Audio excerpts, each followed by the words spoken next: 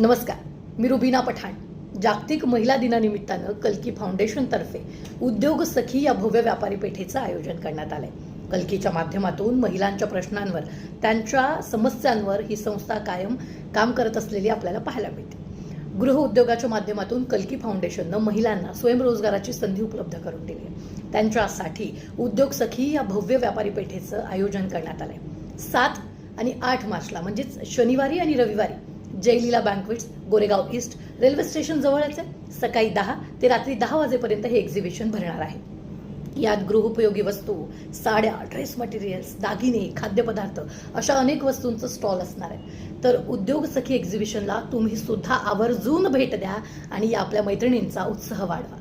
धन्यवाद.